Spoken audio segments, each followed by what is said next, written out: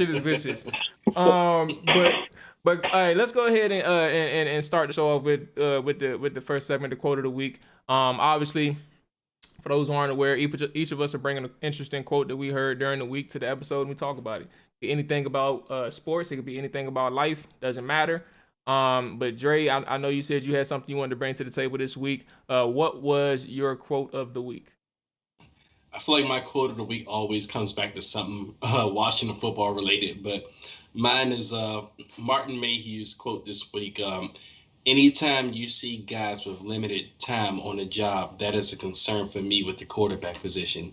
And that changes probably a lot about everything a lot of fans probably initially thought about, the direction this team may go in, because for me, that says like a guy like Trey Lance isn't maybe our type of guy. I don't think that fits him. You know, they're probably looking for someone with experience with the position. I guess that comes with guys like Mayhew and Hurney who have experience in the front office and they've seen a lot over their time and they're not interested in taking on, I guess, a project per se or a guy maybe that, hasn't spent a lot of time on the position that they have seen. Yeah. So like one of my things that's actually one of the quotes that I deleted because I had a couple other things, and that was a really good pull because one of the things that I was looking at last week was Trey Lance and Mac Jones. I looked at them on the stream and just watched a few games. And one of the things that stood out to me with Trey Lance, but also as the week went on, Davis Mills, is that these are two guys that are lacking experience. Davis Mills been around for a few years, but he only seen the field fully for one season, and that was this past season. Um, I and especially when it comes to Trey Lance, like my thing was, and AJ, I know how you feel about him, so I definitely want to get your opinion on this. Obviously, but my thing was with Trey Lance is I liked him as a developmental guy.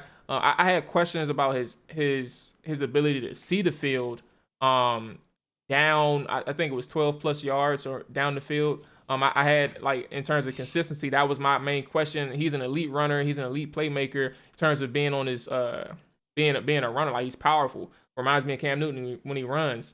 But he's had I think 300 or like 350 pass attempts in his collegiate career, something like that, around that number. Mm-hmm. And that was my biggest concern when we're talking about trading up possibly for a guy like that, or just in general drafting a guy like that in the first round, knowing that they lack the experience as a passer.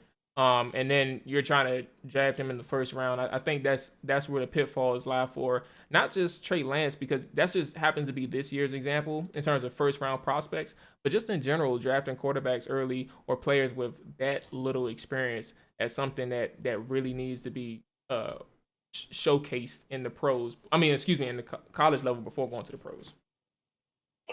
Yeah, I mean, I think it goes both ways, you know.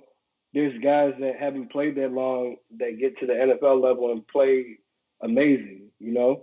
There's guys that played all 4 years of their collegiate career and they're third string quarterback types. So it just really depends on the type of organization that you're bringing guys into, you know. If you have the structure to teach someone, I mean, think about Patrick Mahomes being in the air raid system. That was the knock on him, you know. Of course, he had the starts for like 2 years, but he played in the air raid system. I think what I've watched LeBron show, The Shop or whatever it's called. Oh yeah. And Patrick Mahomes, he already had won a Super Bowl by then, but he said he didn't even really know how to read defenses.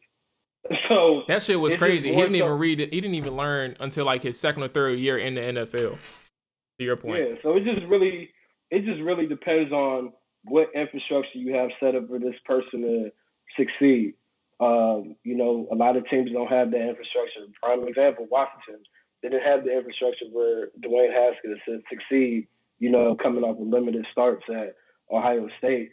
So now, let's say, for example, if you do go up and get a Trey Lance, will that be different? We don't know because we haven't seen this new staff and how they work with someone of that nature.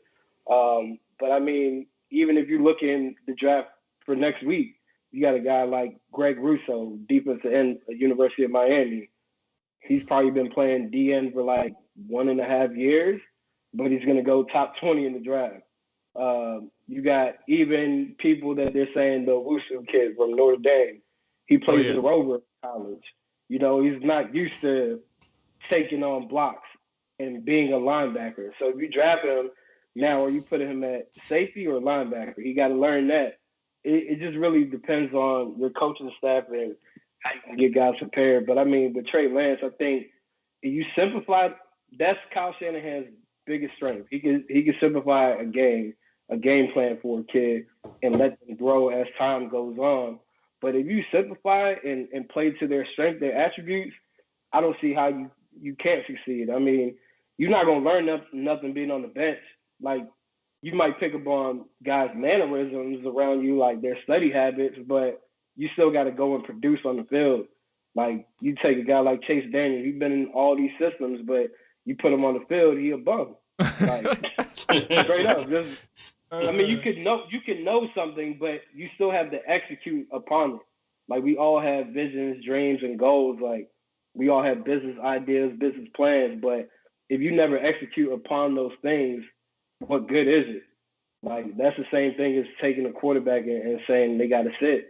They don't necessarily have to sit. It's just all about how you got the setup for them to be able to do things immediately and then maybe learn as they progress in their career in the season. Now, I agree. I don't know. Well, let me ask you all before I say that. Uh, where do you think Ron Rivera and Scott Turner stand in respect of this conversation? AJ specifically mentioned and the aspect of having the right coaches and things like that. And that's very true, and we can tell based on how Dwayne Haskins uh career started, and then obviously how to a degree because it's way more complex, but how Robert Griffin's career turned out when he was in Washington. What role or what level do you see like Rivera being able to successfully manage and tutor and develop along with Scott Turner, obviously, because he's the offensive coordinator. But what role do you see that if you're drafting a quarterback with less experience than the bigger names out there? So let's use the Davis Mills and let's use the Trey Lances, obviously for variety. But where do you think that they fit with those two type of quarterbacks?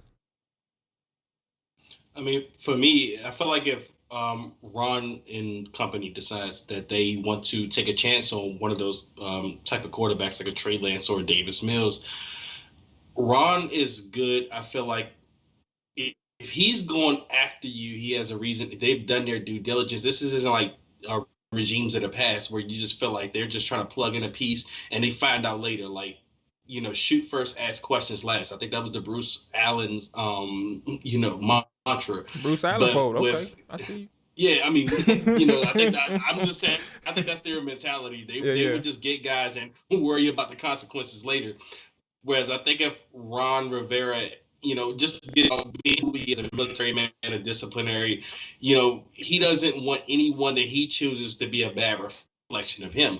I mean, he didn't choose Dwayne Haskins. He inherited Dwayne Haskins, but he gave him a chance to show who he was, and he wasn't who he was. But going forward, you look at a guy like Ron Rivera. Like I said, he wants guys. If he's going to go after a guy, you're gonna make a good example of him. So I would feel like he's gonna extend the arm to a guy that he can trust, and that guy hopefully in turns give him what he wants. Now, I think he also leans a lot on his staff, which we were talking about with Scott Turner. And Scott Turner, I feel like he's a guy that if he looks at a quarterback, he'll say, okay, Ron, I can do something with him. I can work with him, and they'll bring him along. So the question is, are we bringing these young guys along the right way? And I think with this staff, if they go after a guy, it's a guy they know they can work with, and they will give him the resources to, hopefully succeed. At the end of the day, they want to be able to say, we gave this guy what we needed to give him. Now, is he going to do his part? And they want to choose guys. They think they could choose guys that will do their part and with due diligence. So, Copy that. Oh, also, AJ, did you have something to say about the Ron Rivera and Scott Turner situation? No, I mean I think it's just something we just got to see play out.